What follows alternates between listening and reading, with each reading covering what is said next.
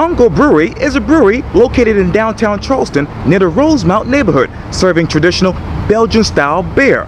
Today, I talk one-on-one with the founder and owner of this brewery, Palmer Quimby, for this edition of Quintin's Close-Ups. And if you haven't already, subscribe to my YouTube channel and like Quintin's Close-Ups on Facebook. Palmer Quimby, welcome to Quintin's Close-Ups. Thank you. Oh, you're very welcome. You know, you are the founder and owner of Munkle Brewery, which is located in downtown Charleston, right there in Rosemont. That used to be actually my old running route many years ago until we moved. But I know that obviously your brewery actually serves traditional Belgian-style beer. You actually named the brewery, from my understanding, after your uncle, who learned brewing at a Michigan monastery, where obviously he became an Episcopal monk. So let me ask you this, Palmer. What's new? What's now with your brewery? So we're coming up on our 6-year anniversary in October, which is kind of crazy that it's been 6 years, through the COVID and through being a new place in Charleston and kind of growing. And the craft brew scene continues to grow in Charleston. So being able to kind of come up through the ranks and kind of establish ourselves as a quality brewery that's putting out good products and kind of doing something a little bit different here in the Charleston scene.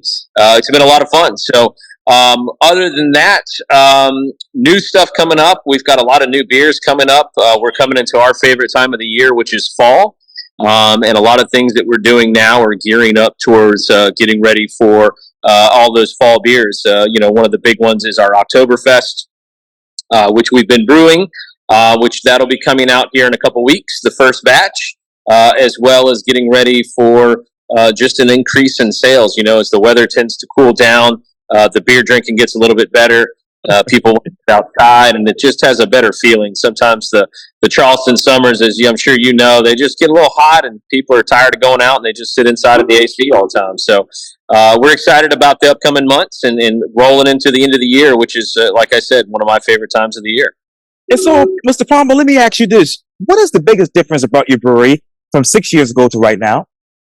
Well, as anything, things evolve. So, we started out, as you said before, kind of focusing on Belgian ales. But as we've gone forward, we've continued to grow with other old world style beers. One of the most important being German lagers. Our Pilsner, our German-style Pilsner that we do, has quickly become our number one selling beer. So we still like to focus on the Belgian ales, and we'll always focus on the Belgian ales, but we love doing German lagers. It's something that we really just enjoy, not only to share with the world, but also to drink ourselves. I think they're great beers for the environment here in Charleston, South Carolina. But also, we just did our first English beers this year, so really, we're kind of up for anything as long as it's something that we're interested in, and maybe something that we're not seeing enough of around Charleston. Tons of great breweries around here, but a lot of them are kind of doing, the hazies and the kettle sours and the pastry stouts, and we really have no interest in doing any of those. We really love to make beer-flavored beer, and so that, I would say that's one of the big changes, as well as just the evolution of the tap room. As you grow, things become more organic. And what maybe was a certain space, a certain way at one time, has evolved into what it is now, which has been fun to watch, which is really become an extension of what, I'd almost say my house. And a lot of regulars coming in and just people coming in to converse. We don't have, I've got one TV here. It's barely ever on. So we encourage conversations and people hanging out and enjoying good beer. And so it's been fun to watch that evolve with the tap room, as well as our locals and our clientele that have been coming in through the years, and continuing to get new clientele. It's crazy as it is, there's still people here in Charleston that have never heard of us. So maybe this little video right here will help them introduce some new people to us. Yes, and I'm thinking that little TV you're talking about is on the outside right there on the King Street Extension side. Am I correct? You know what? It used to be. Okay. I don't know, probably been a little while since you've been in, but yes, sir. That TV was ripped out of the wall about 8 to 9 months ago. And, fortunate, but I decided I wasn't going to put one back up again. So I put a really nice piece. I had a friend of mine do a piece of artwork and highlighting the history of women in brewing And so I put up a really cool piece of artwork in that box that we had the TV in, and I don't think anybody's going to steal that piece. So it's just staring the wall. Hey, there you go. Exactly right. That's exactly right. And you talk about obviously women and their history in obviously brewing. How do you incorporate that into your business, into your brand? That's a great question. And short of being able to recognize as well as, state that, very much a part of the brewing culture and the brewing world, certainly probably we wouldn't be here right now had they not started that years ago. And you could probably say that about a lot of different things, but they were a very integral part. I've learned recently in the past 2 years a lot more history about it, and there's some fascinating books on it about the women that brewed and how much it was a part of the family unit, not only the family unit but the town unit, because you didn't drink a lot of the water back then. So most of the stuff you were drinking was beer because it was pasteurized, and so every town usually had multiple women within the town that were brewing beer, not only for their families, but for the town itself. And so without those things, a lot of this stuff wouldn't be here. So I would love to have a woman come work with us. Unfortunately, we've just not had the right person come through the door yet. That goes for really anybody. We love to be inclusive as much as possible wherever we can. And I'm hoping one day we'll find the right people that would love to come work with us and learn more about beer and help us continue to grow. And since your time there over there by Rosemont, Mr. Palmer, how much have you learned more about beer? About the area? Oh, I'm sorry. How much more have you learned? I said it wrong. But how much have you learned more about the beer industry? Oh, the beer industry. Oh, man, a lot. There's a lot more to it than anybody could possibly imagine. I knew going into it, where I learned a lot going into it about beer, but actually the production of beer, the making of beer, the establishing a place that creates beer. We are a manufacturing place, and our job is to make sure that we fulfill the needs of our distributor and our local clientele, as well as all over the state of South Carolina and the state of North Carolina.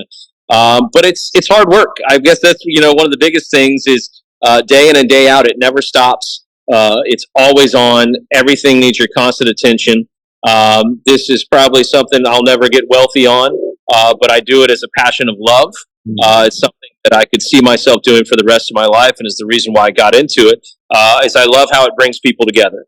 And so first and foremost, the more people that I can bring in here and share with, not only our beers, but our stories, I think the more that we will continue to grow, not only here in South Carolina, North Carolina, but in the Southeast, and which is what my goal was, is to kind of bring this style and this flavor to the Southeast. And it's been a lot of fun up until this point, but I'll tell you, it's a lot of work, and learned a lot. I've got a great team around me that have helped me through all of this, including my head brewer, Joe Bowden, who is a fountain of knowledge and has taught me a lot, and I still have a lot to learn from him. So I come in every day looking for that next thing to learn and to conquer, and then on to the next thing. So it's been a lot of fun. It's been a lot of fun. And how do you tell your story now about Munkle Brewery? Yeah, that's a great question. So it's kind of evolved through the years, and I love that I heard you say it, and you got it right, because sometimes these stories change. The last story I heard that was pretty funny is that I was trained by a monk from Belgium, and it's like, that's fine. That's not really the truth is, but so some things have evolved. So the uncle, who is my uncle, who is 3 months older than me, we grew up together in Charleston. After college, he decided to become an Episcopal monk.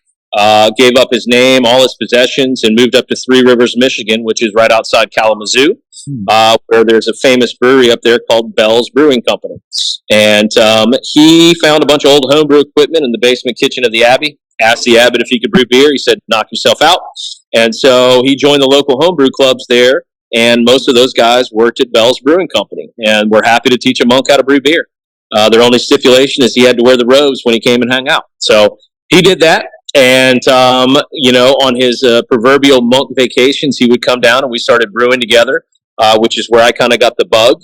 and that was many years ago. And I just kind of ran with it. So fast forward to now, Rob, as we call him, he left a month before his final vow at the monastery.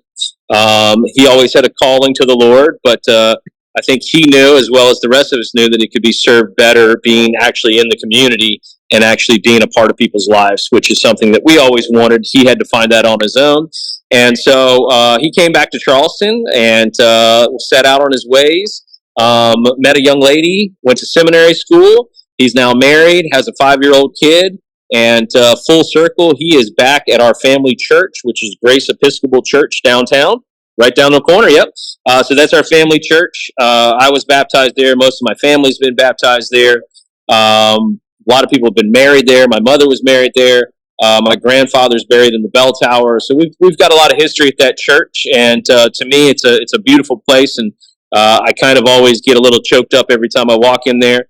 I wouldn't say I'm a very religious person, but I definitely believe in something higher than myself.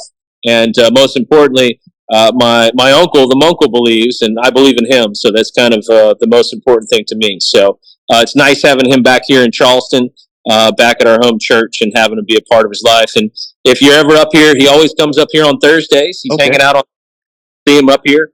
It always kind of throws people for a loop. But he's one of the best people I know. And if there was more people like him in the church world, the world would be a better place.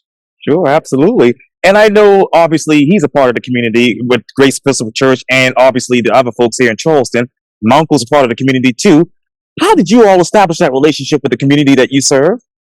I'm very fortunate. I've got some really good business partners that are also big members of the community. Two of which are doctors here in the town, as well as restaurateur Henry Yang, who owns Basil. Oh, yes. Yeah, so I believe we're the only minority-owned, majority-owned brewery in South Carolina.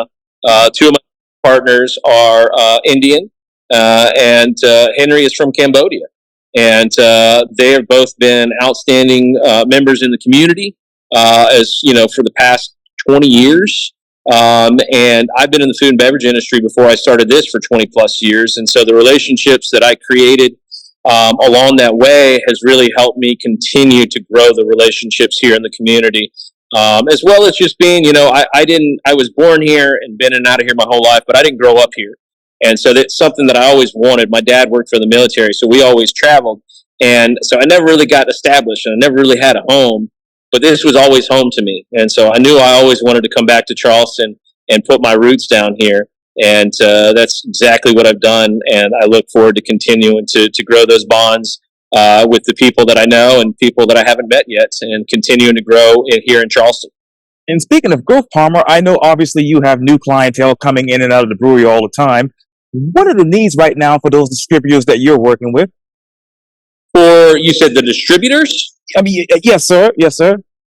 We're just getting busier and busier. So those needs are more beer.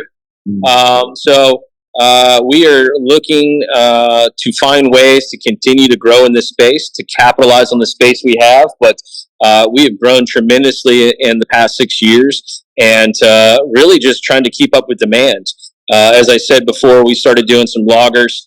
And Pilsner's quickly become one of our best-selling beers. And if we don't make that every other week, we run out of it. And so keeping them in beer and keeping the beer train moving is the best thing I could say. Between restaurants in Charleston, grocery stores all over the state, beer bars, golf courses, hotels, you name it, we're filling those needs. So I look forward to continuing to grow and being able to fulfill all of those needs, and actually, in some cases, even surpass those needs. And Palmer, as you know, just like everybody else, including myself, knows that Charleston is growing by the day. So how do you keep up with those demands of the Charleston beer industry? I think the best way to put it to you is you show up every day and you do what needs to be done. Sometimes it's as easy as that. It doesn't always get you there, but at least you're always heading in the right direction. And so, I tend to work 6-7 days a week. My back of the house brewer guys I have them work Monday through Friday because I like them to have off weekends, keeps them happy. And so really just hitting every week as a new week and what can we do more this week and continuing to add to our brand while keeping up the continuity and the consistency of the products, being able to still be innovative and introduce new stuff to the market, which is something that I really, truly enjoy. Continuing to move forward is creating unique stuff that maybe we haven't done yet or maybe hasn't been done yet at all. So, what are those things that you want to introduce to the market now?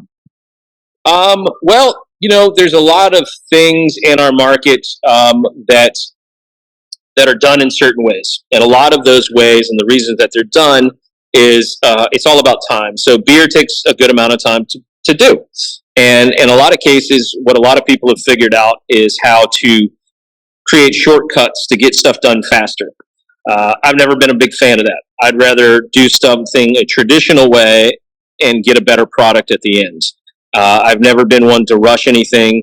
But one of the things that we like to do, we do a lot of barrel aging here and introducing people. A lot of people know bourbon barrel aged beers, but we do a lot of wine barrel aged beers. We do tequila aged beers, Madeira barrels, port barrels.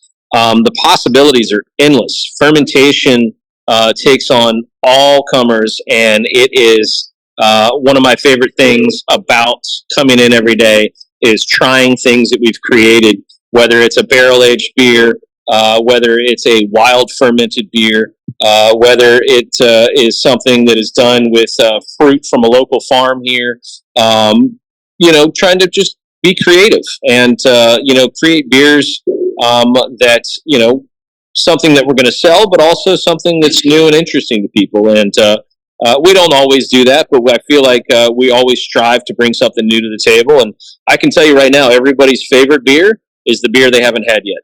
And so sometimes you got to throw stuff out there, and sometimes it works and sometimes it doesn't. And Palmer, let me ask you this: what's one of those products that you have actually taken, actually have put out in the market and used the traditional way that have actually produced or actually increased sales for your company? That's a good question. It doesn't always translate to more sales, if that makes sense. But through time, introducing new things to people or maybe having them understand something that they didn't before, that over time adds to the sales, if that makes sense. It's never an instant gratification thing. It's something that over time, which we've seen, we've been able to grow every year since we've been open, which is what we wanted. We wanted nice, steady growth. And the stuff that we were doing 2-3 years ago is paying off now. So it's not always something that's an instant gratification. It's like we do a beer and then that's going to increase sales. Though sometimes it does happen, but sometimes it doesn't work. And you never know unless you throw it out there to the world and let them try it. But we've certainly had some ones that didn't work. And you know what? You just don't make that beer again. You go on to the next thing. But I'm very excited about the future and some other projects that we have working. One of my favorite being a traditional Flanders style sour beer. Majority of the sour beers here in South Carolina are done what's called kettle sours. And it takes them about 14 days to make that beer. And that's why everybody makes them. Our sour beer takes about 2 years to make. Yes, 2 years. But when you taste the difference, it's magic, and it's a beautiful thing. And there's something to be said about that old world way of doing things where you do something, you specialize in it, and you do it really well. I don't want to be everything to everybody. I want to do what we do well and let the people find us that means something too. You go over to Europe, there's not a bakery that does everything. There's a bakery that's all they do is they make a couple different breads. Or there's a meat shop, and that's all they do is meats. Or it's just a cheese shop. Where here in America, someone wants to be all of those things. I want to do cheese, beer, coffee, wine, all in one place. And that mentality, as it is, it works, but it doesn't always produce the best products. So find something you love, do it well, and find those people that are looking for those things. And what are those people who are looking for your type of product specifically? It's wide ranging. One of the unique things we've seen in 6 years is the people that were maybe 4 or 5 years ago that were very heavy into IPAs. Yep. They're getting over that now. and they're looking for those clean, crisp lagers that have these old world hop profiles to them. A lot of military people, a lot of people that have lived overseas and experienced these beers and these cultures overseas. They come back to the States and they can't find the beers that they loved and fell in love with over there. Older generation, younger generation, men, women, white, black, you name it. It's a little bit all over the place. And so we've always been a place that we want everyone to come through here. Everyone's welcome. There's not anybody that we want to feel out of place or like they don't understand something. We love education. So if we can help you understand something better, that's kind of what we do. Maybe understand why something is done a certain way or why you might like something different than something else. There's a lot of great breweries in town. We love all of our peers, and everyone kind of has their own way of doing things. And we certainly found kind of our niche in ways of sharing what we do with the world. But also, most importantly, the Charleston community. So, and I know you say you have a lot of peers. A lot of yes, sir. Yeah. But who exactly is your competition? That's a great question. I get it asked all the time. That question and the other question everyone gets is there enough breweries already? But to the competition, perfectly honest, we don't have any. What we do is something different, and I don't look at any of them as competition. I think everyone out there that's doing what I'm doing does what they love, and they're doing it the way that they want to. And that's exciting to me, and I think more people should find something that they love to do and try to share it with the world.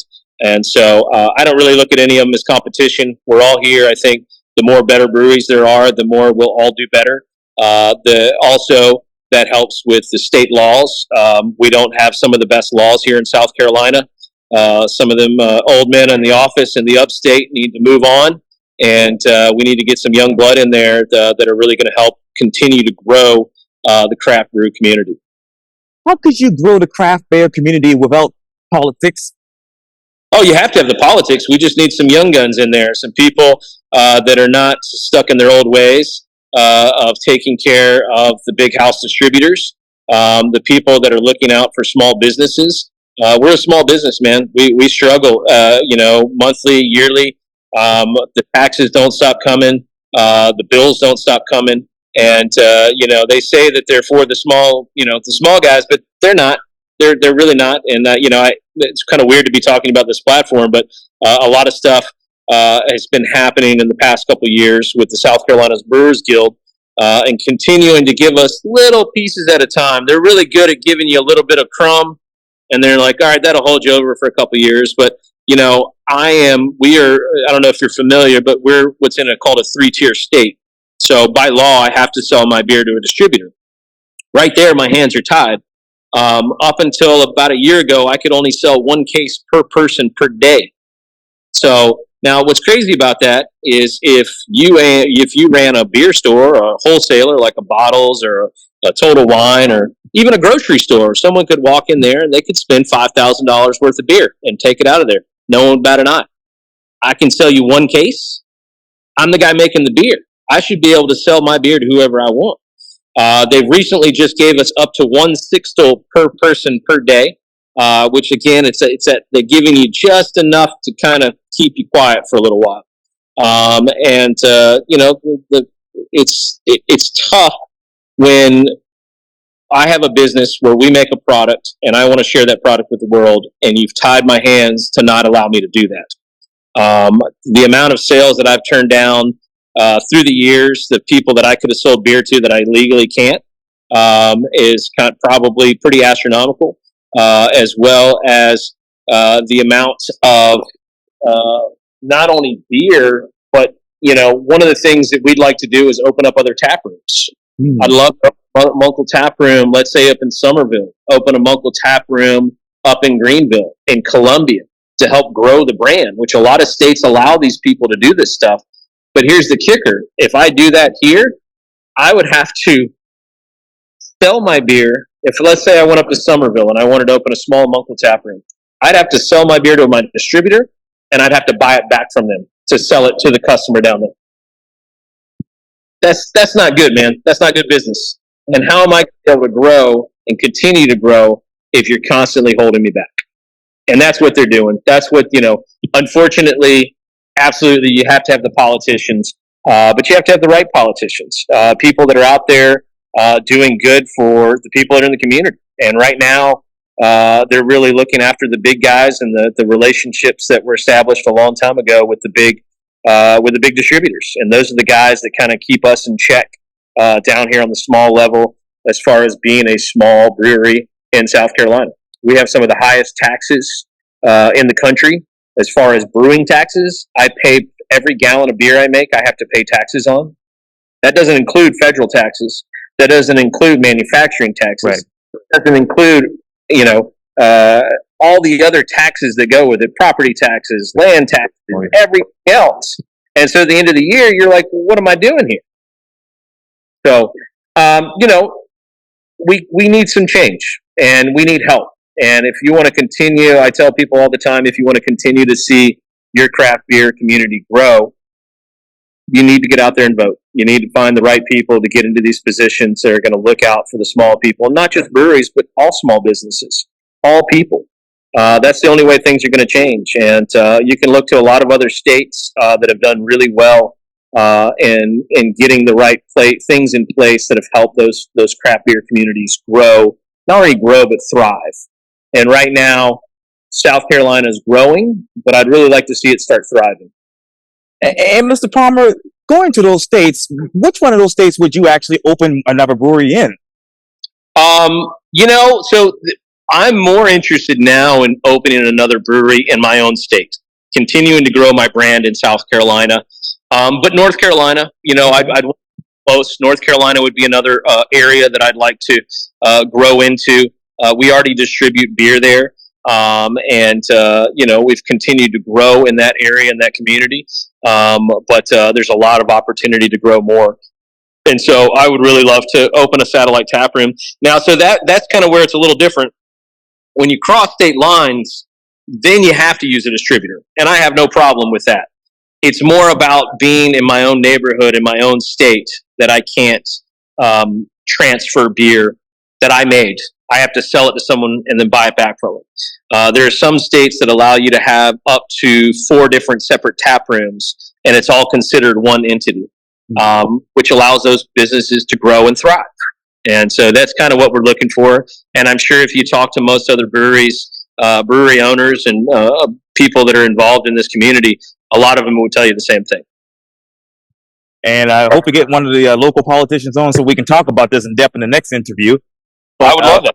Yes, sir. But for right now, Palmer Quimby of Munkle Brewery, thank you so much for your time. And again, welcome to Quintin's Close-Ups. Thanks, Quintin. I appreciate you, man. Appreciate your time. Oh, you're welcome anytime. All right. Next beer, next time you're in, first beer's on me. Okay. Thank you. Thanks, Thank you.